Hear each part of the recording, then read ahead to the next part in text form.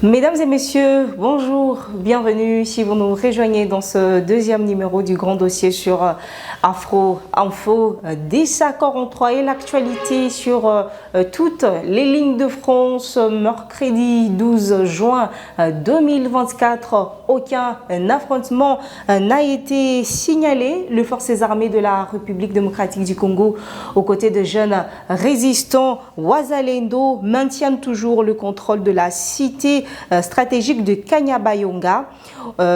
Du côté du territoire de Masisi, groupement Bachali Kayembe, les habitants sont très inquiets pour leur sécurité.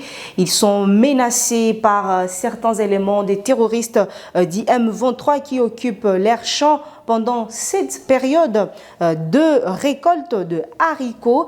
La population est victime de plusieurs tracasseries pour accéder à l'air champ. Selon Bernard Kanyama, membre de la société civile du territoire de Masisi, il est plus qu'urgent que les autorités compétentes songent à cette population qui est désormais exposée à une éventuelle famine, étant donné que l'activité champêtre reste la seule activité de survie pour cette population qui reste dans les territoires de Masisi et pour celle de Bachali Kayembe en particulier.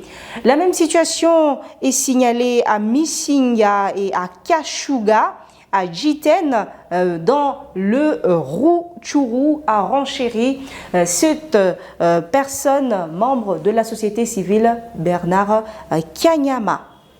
Dans un autre chapitre, dans les cadres du désengagement progressif de la MONUSCO, qui a été invité à mettre en place la feuille de route relative au transfert de tâches dans le province du Nord Kivu et des Lituri, au cours d'une rencontre tenue hier mardi 11 juin, à Goma, entre une délégation gouvernementale et le représentant de la MONUSCO, le gouvernement congolais a autorisé la reprise des activités relatives au désengagement de la mission onicienne dans ces deux provinces suspendues en 2023.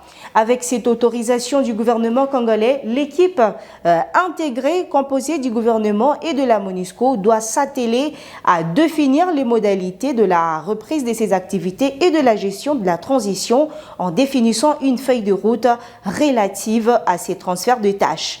Il serait également question d'identifier parmi les agences onusiennes celles qui devraient soutenir le gouvernement dans les cadres de tâches jusque-là en charge de la MONUSCO.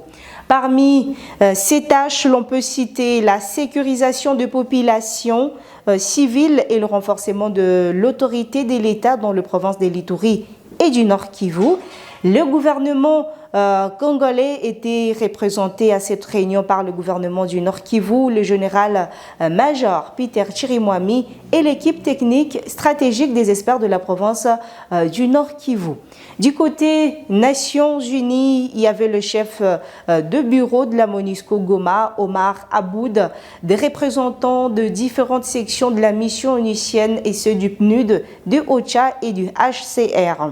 Les chefs de bureau de la MONUSCO, Bounia et Beni, ont pris part également à la rencontre à travers la vidéoconférence. Parlons à présent de l'investiture de la première ministre Judith Suminwa Tuluka. Après la loi sur la programmation militaire, le gouvernement Suminwa met le cap sur l'élaboration de la loi de la programmation de la police nationale congolaise. Une attention particulière a été consacrée sur les questions de protection du territoire national et de sécurisation de personnes et de leurs biens, qui constitue le deuxième pilier de son agenda.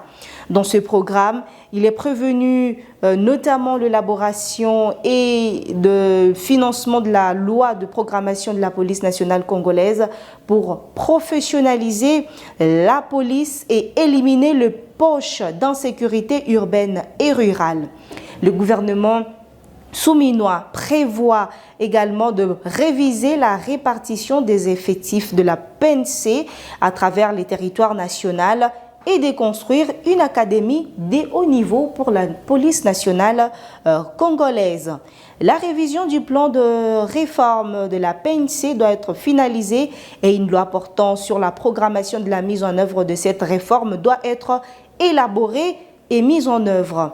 Le gouvernement attend redynamiser l'académie de la police en la rehaussant vers un haut niveau et en assurant son expansion et répartition équilibrée sur l'ensemble du territoire national.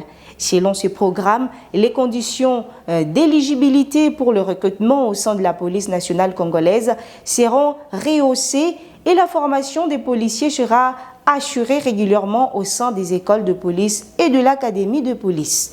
Il est également prévu que la rémunération au sein de la police nationale congolaise soit améliorée pour rendre la carrière policière plus attractive.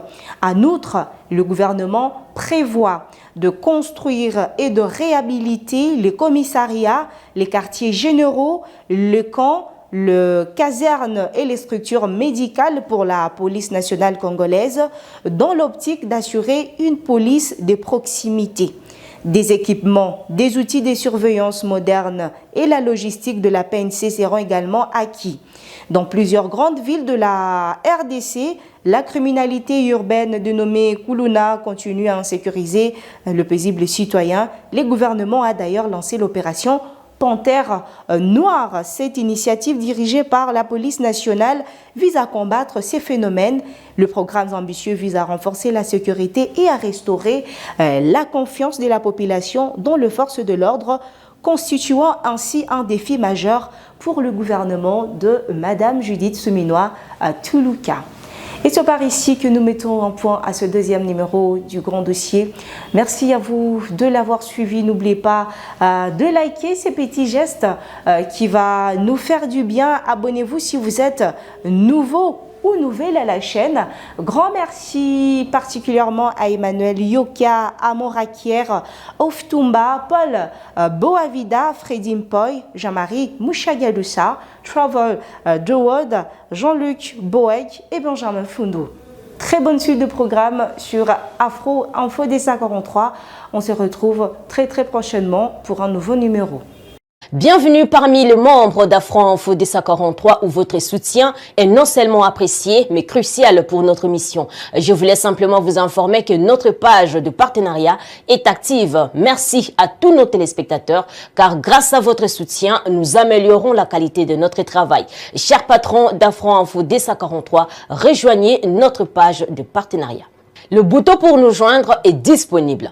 Pour nos anciens partenaires, sachez que nous sommes de retour avec le bouton partenariat. Pour ceux qui nous suivent en direct, si vous souhaitez soutenir la chaîne, cliquez sur Super Thanks, représenté par un cœur et aussi le signe $2 à l'intérieur.